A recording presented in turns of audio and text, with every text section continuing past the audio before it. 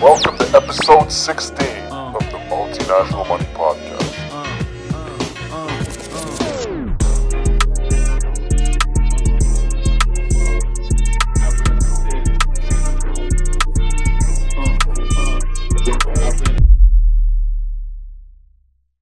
Welcome back to the Multinational Money Podcast 2025, and after a short break we are back with brand new episodes and brand new guests. I'm Jonny, your host, and if you're interested in financial freedom, expat life, and making the most of global opportunities, then this is your podcast. In this new episode, I'm joined by John Wolfendale of Eco Vida Homes, which is a company that helps clients looking to build villas in Spain create their dream home and have it as an eco-friendly home. And so we're going to talk a lot about what that process entails, how the eco-friendly villa concept is evolving and developing in Spain, and we'll also talk a bit about property in general. And so I hope you enjoy this episode, guys, and with that, let's go right into the episode. All right, so I'm with John Wolfendale from Eco Vida Homes. John, welcome to the Multinational Money Podcast. Thank you. Good to be here. Yeah, good to have you as well. We've obviously spoken a little bit offline kind of about the concept of eco homes in Spain. And it's very interesting, especially in the context of the current Spanish housing market. So I'm very curious to discuss what we've got on the agenda today. So okay. Maybe let's start with a little bit about yourself. So Sure. Tell us a bit about your background. Obviously, you're from the UK, but now you're in Spain. So how did that come about? And tell us a bit about how you ended up here and your qualifications. Okay. Well, I've been here for 30 years, at least. I think I came in 1993 anyway. And before that, I was basically involved in investing institutional money in large commercial property investments like shopping centers, industrial parks, big city office buildings and so on. I'm a British qualified chartered surveyor, okay, by training. But now I'm an entrepreneur and my business aims to solve the problems of the foreigners that want to build or renovate a villa in Spain. Why did I move to Spain? It was a long time ago. I mean, I was in my early 30s, and that corporate London world was not for me. It's great fun when you're in your 20s, but it wasn't a long-term lifestyle choice for me. I wanted to learn a language. I wanted to start a business and do a number of other things. And Spain was my choice of destination. Very nice, very nice. And obviously, like when you built your business, you stayed kind of closely related to what you've been doing in the corporate world. You've got as well your quantity surveying qualification from the UK. Did you have to homologate that in Spain or get it recognized? No, it's not. Actually, it's not recognized in Spain. It's policed from London. I mean, I do the very occasional valuation for probate or divorces, that sort of thing, and the occasional building survey.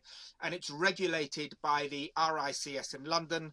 But actually, although there's a Spanish branch of the RICS, it's regulated from London. There's no homologación into the Spanish system. It's the equivalent. It's closest to the arquitecto técnico. Okay, in the Spanish system, but there are a lot of differences. Yeah, I guess it's the same way. Like accounting governing bodies like CIMA, ACCA are probably like globally recognized, and someone with those qualifications wouldn't necessarily have to retrain if they were moving abroad. They'd simply have that kind of qualification recognized. Does that sound about right? I don't do any technical professional work as a technical architect under the Spanish legal system. I do it, as I said, regulated but from London. All our clients are foreigners, really. I think it's a very British thing being a chartered surveyor. A lot of, the Americans and the Northern Europeans don't really know what it means, but I don't think it matters too much. The important thing, really, from my point of view, is that my business is solving our clients' problems. Yeah, absolutely, as it should be. So I had a question about managing projects in Spain versus managing them in the UK. Did you manage any projects in the UK before you moved to Spain? And did you find the transition between the two different types of architecture challenging? Yes, I did manage projects in the UK. There are quite a few differences. The trouble is it's confounded, because I moved from very big business, like huge business, huge sums of money, to really a tiny startup. and from big corporate London to having my own business. So I think those differences really dwarfed any other kind of difference. If you pressed me on the kinds of differences which I have noticed, I think in the UK the environment's much more combative. You're very aware of what's in the contract and who's responsible for what. And here, at least in Eco Vida Homes, we're very collaborative because we find that that's the best way to get the fastest outcomes. So, everyone's working together, the contractor, the architect, the project manager, to get the best outcomes for the clients. And if you've got good people, really, you don't need the contract. You shouldn't anyway. And that's how we do it. Okay, great. That's really interesting. So we'll move on to kind of housing in Spain, and specifically like your kind of housing, so eco-friendly villas. Villas, obviously, like I guess they have like a luxury connotation and for a certain profile of person. Where in Spain are the majority of villas located, based on your knowledge?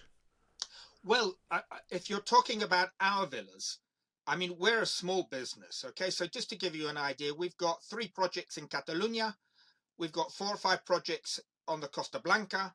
We've got 5 or 6 projects on the Costa del Sol, and we've got 1 in Madrid.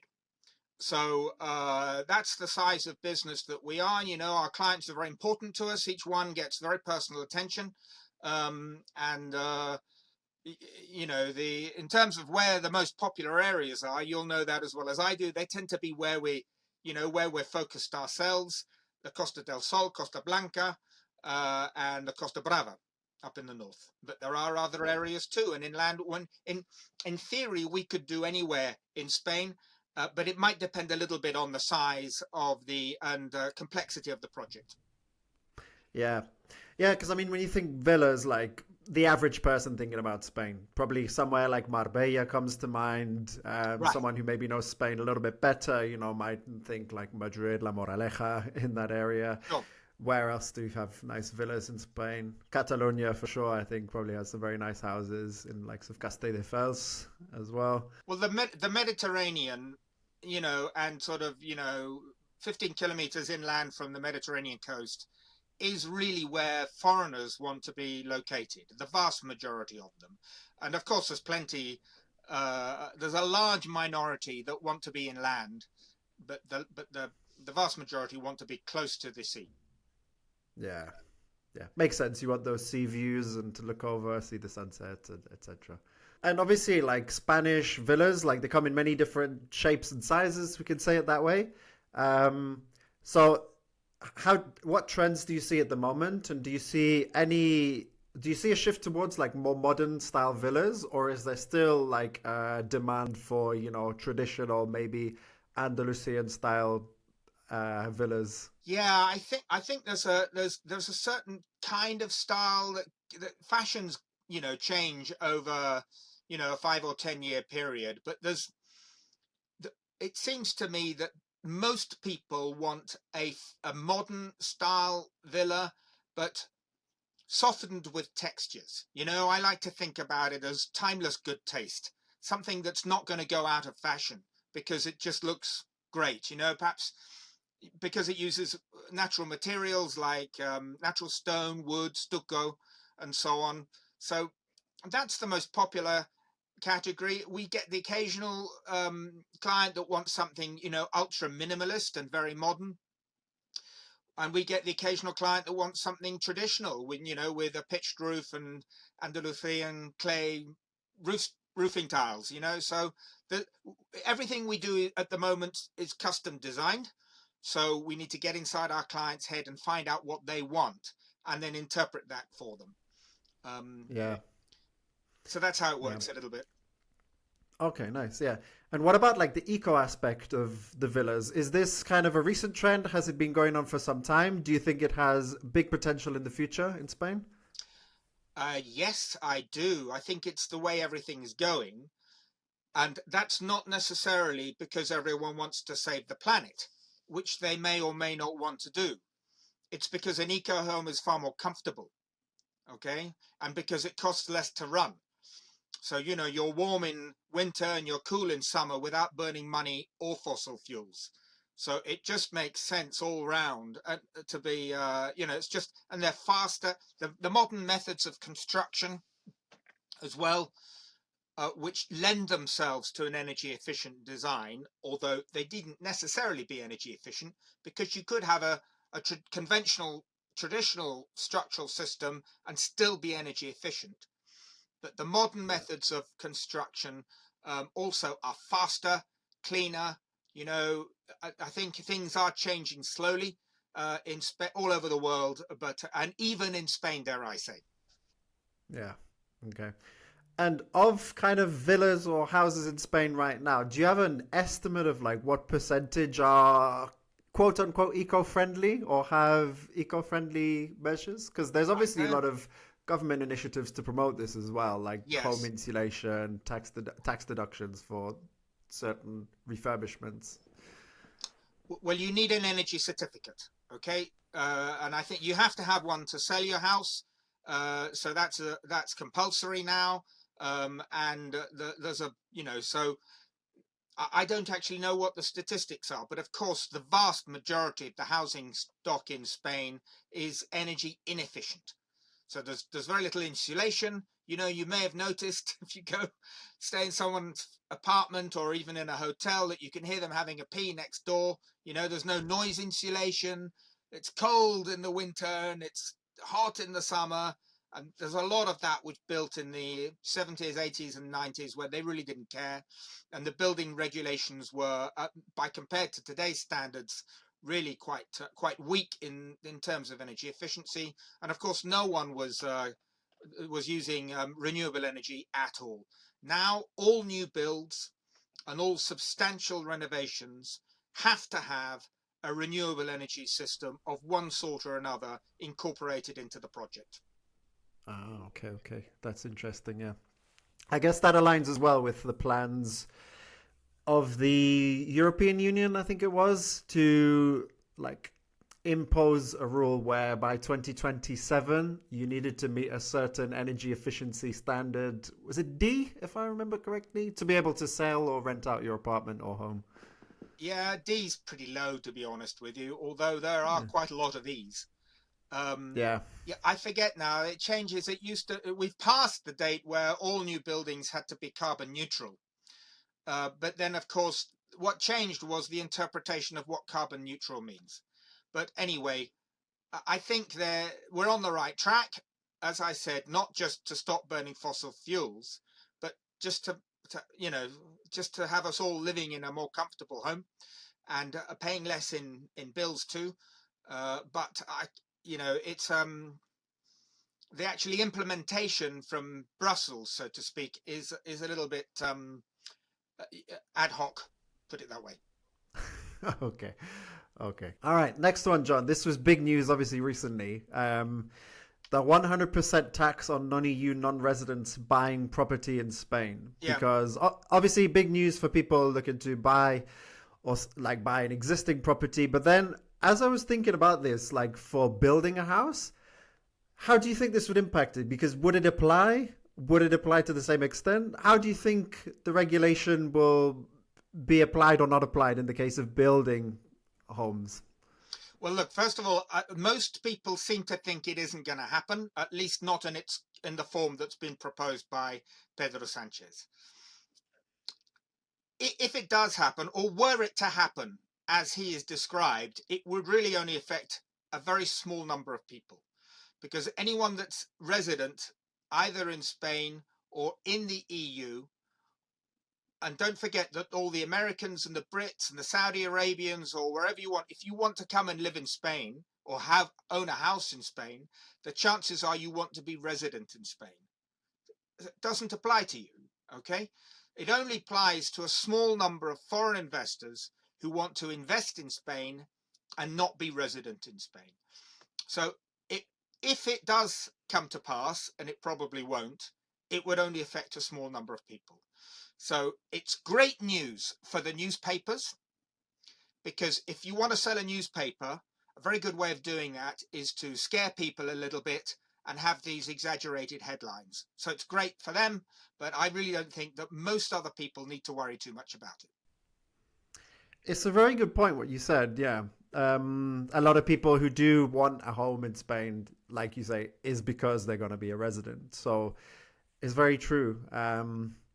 What I'm wondering as well is, even if this comes to pass, do you think it will only affect existing structures like houses, apartments, or do you think it could possibly impact builds? Although again, like you say, like someone who builds their house is probably going to want to live there in Spain.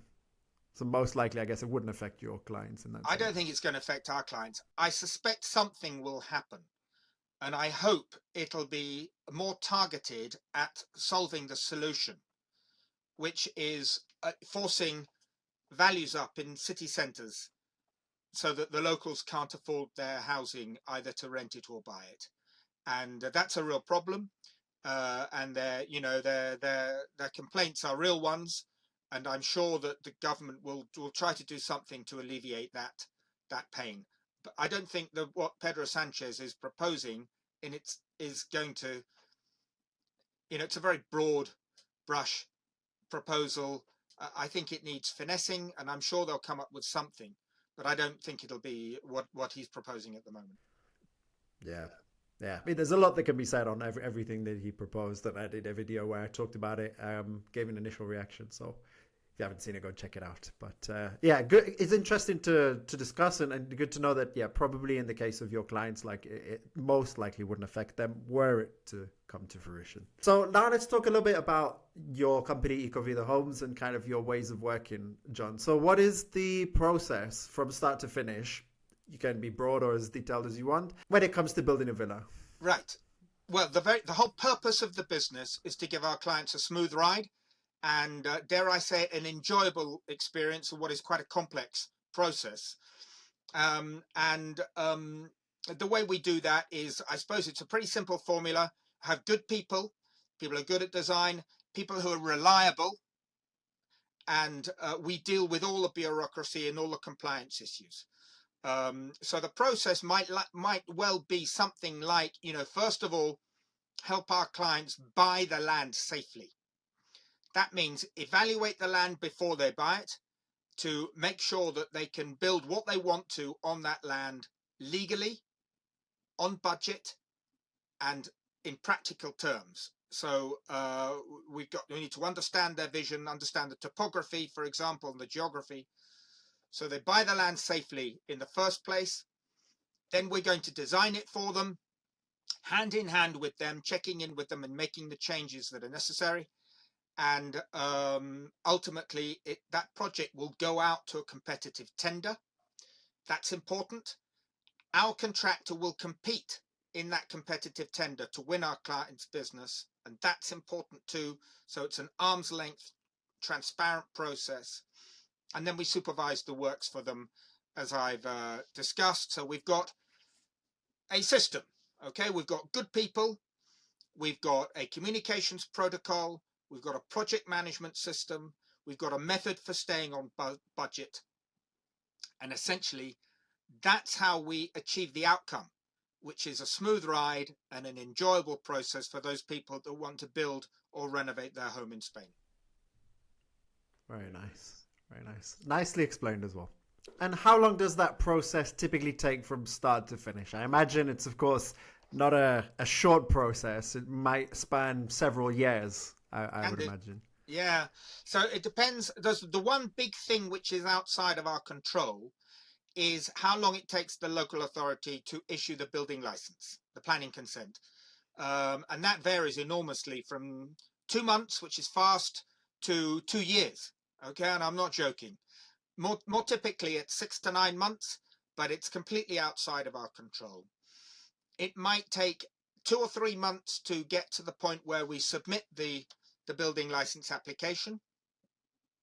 We can't start on site until we've got the building license itself. But once we can start on site, then the construction period varies mainly according to the structural system that our clients, with our help, have decided. If it's a conventional structural system, it might be 14 months from start to finish. before they can move in with the furniture. And if it's a more modern off-site construction method, it might be something like 9 months. We're working at the moment with two systems. We've got a structural wooden, modern structural wooden panel system, and we've got a precast concrete panel system, both of which are very fast and really very, very efficient. And I think that's probably where the whole of the construction industry is going, and it's probably where we're going to, because that time difference, those 6 months difference, makes a difference, and it's important to people.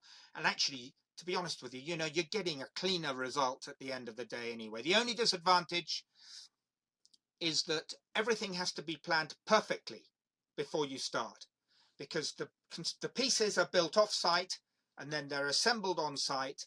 So everything has to be perfectly designed so the pieces fit together, and you can't make any changes. You can't stand on it and say, oh, I wish we'd moved the living room. Well, if we've made the living room a little bit bigger or a little bit smaller, it's too late. But Yeah. that's not a problem, because actually things should be done thoroughly in the design period, in the design phase anyway. Yeah. Yeah, and I guess that's one of the challenges of building your own home is trying to visualize everything and translate it to a feasible plan that you're happy with before you even get started, as you said. Yeah, absolutely. And you'd be surprised how important what I call the ergonomics. How the people move and flow inside the house. That's not necessarily just a simple, easy thing to do. It requires quite a lot of thought and experience to get that right. So that, it might sound neurotic, but what we're in the business of transforming people's lifestyle, really. And so, they need the right spaces of the right size so that the whole family can enjoy cooking a meal together, and enjoying the views while they're doing that, and moving around the kitchen spaces. And if it's an open plan living kitchen dining space, moving around those spaces comfortably. It's important. Yeah.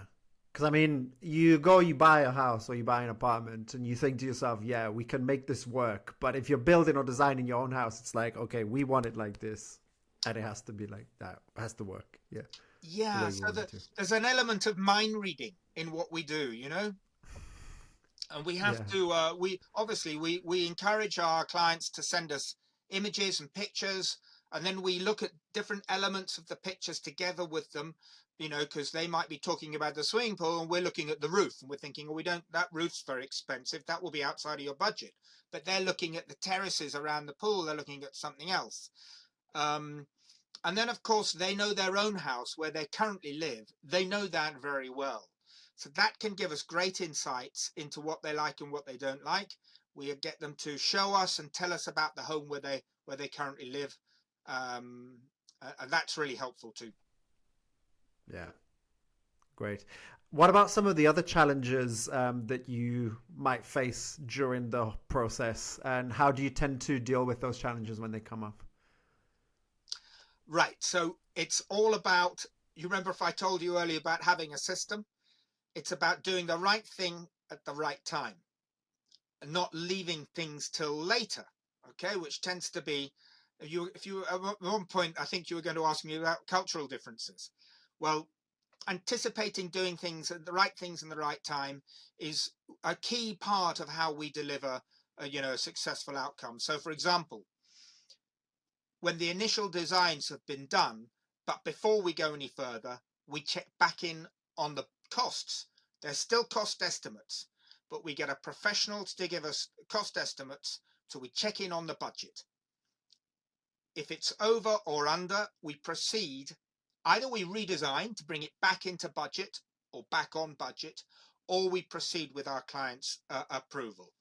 That's just one example. Another might be to have a complete project. So all the windows, the doors, the floors, all the garden, the mechanical ventilation systems, the number of photovoltaic panels, the front gate, the driveway, that's all in the detailed project that goes out to a competitive tender. So then you're getting a fixed price contract from your contractor that's competing in a competitive tender. And that contractor's pinned down now because all the details have been decided. If, which is quite common in Spain, you leave all those details to when you're on site, that's when things go outside of budget. That's when mistakes can happen because you're making a decision which unknowingly affects something else that wasn't thought about properly at the time, So that's another key point in our process, is to have a detailed project. So there are a number of little things that the way we do it, which is really, there's no secrets here. It's really just the best way to do it, the right way to do it, that avoid, I think you used the word challenges. There's always a slight risk if you're building your own home. Any developer knows this. There might be something under the ground which the geotechnical survey has missed, for example, and we just have to deal with those things as we go along. I mean, they're not. I have to say, there aren't many. It doesn't happen very often, and if it does happen, it's normally in a manageable way. We always have. It's another thing we do. From the very beginning, we've got a safety margin in the budget. So we've got a number in the budget for unforeseen contingencies, and it will get used up, but we don't know at the beginning how it's going to be used. But that's how we stay on budget, by having an allowance for that from the very beginning. Yeah, good practice. As someone from a finance background, things like that, can really help you out, whether it's a professional project or your personal financial budget. Yeah, that definitely helps. But really interesting to learn about those different challenges. Yeah. Optimism bias. At the beginning of the project, everyone's really enthusiastic and excited to get it done, and the architect's really excited, and the clients are thinking it's going to be fantastic, and they're imagining the views. Yes, they say yes to everything, and the costs therefore creep up. And so we know at the beginning of every project, whether it's a business venture or building a home, there's always optimism bias at the beginning, and you need to address that at the very start in the budget. Yeah, makes total sense. So, John, for someone who is thinking about building their own villa or house in Spain, specifically an eco-friendly villa, what is the best advice you can give to that person? Be careful who you choose to help you do it. Okay, I mean, that's genuine advice. I know you. So anyone listening to this is going to say, "Oh, well, John would say that, wouldn't he? Because that's his business." Yeah, yes, it is my business, and my business is only going to be successful if we achieve that successful outcome for our clients. So it's entirely focused on our clients having a smooth ride and an enjoyable time, and everything from the choice of the people that work for us through to the systems I've described is aimed at doing that. But if you're a foreigner, it's quite difficult to evaluate the local situation, and to evaluate the local laws, and they're interpreted in a different way in every municipality. There's over 3,000 municipalities, and so that would be my advice. Be careful who you get started with, and I know, of course, that I'm not coming from a neutral position, but that doesn't mean to say that it's not good advice. No, absolutely. And it is very true that specifically when you're like a foreigner coming to a new country, even locals might struggle to understand exactly what to do, but it's even more so the case when you're not from the country. You don't understand how things work. There's probably a language barrier going in there. So it is very important to understand, who it is that you're going with and right. What their credentials are. Yeah. Well, John, thank you very much for this information. It's been very interesting. We always end on a fun question. And so I've got one for you, which is, what is the strangest or most unique feature that someone has requested to have as part of their project? Okay. Well, look, I can think of two or three things. One was we actually, on one project, we built a roof round a tree, because the clients didn't want to move the tree. So we had the tree, it wasn't outside, but it was outside a shaded outside area. And so the tree is growing through the roof. I'm afraid to say the tree later died. Oh, that's unfortunate. For several years, the tree was growing through the roof. We've had clients that have requested. We didn't build this one, but we had a client that wanted a helicopter pad on his villa, and then I think it was the same guy that wanted glass fronted swimming pool. So you can. So the actual surround of the pool is made out of glass, so you can see it. Oh, okay. Oh, wow. But I can't think of anything crazier, I'm afraid. Most of our clients are into, just a much better lifestyle than the one they've got where they currently live. Yeah. So I mean, probably the things they look for, even just having a swimming pool in their house, not something you get typically in the UK, for example. No. So it's a nice upgrade. Yeah, absolutely. Yeah. Well, perfect, John. Thank you very much. And with that, we will wrap up the episode. Okay. It's been a pleasure. So I hope you enjoyed that episode, guys, and found it interesting and insightful. Remember, if you'd like to support the work that Millennials with Money does, you can do so by becoming a channel member on YouTube or by signing up on Patreon. And in return, you'll receive access to exclusive content and other rewards as a thank you for your support. And so until next time, see you on the next one. And let's get this money.